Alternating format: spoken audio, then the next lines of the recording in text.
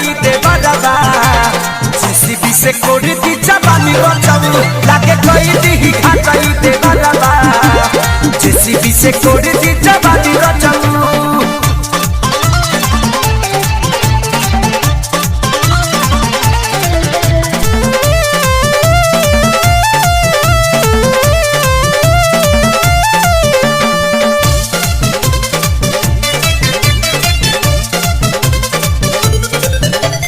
सनी लीवन के फिगर देखी ना पता मोर चौहादी हो परती बुझेला धरती तो हर खोल के गढ़ा कदी हो।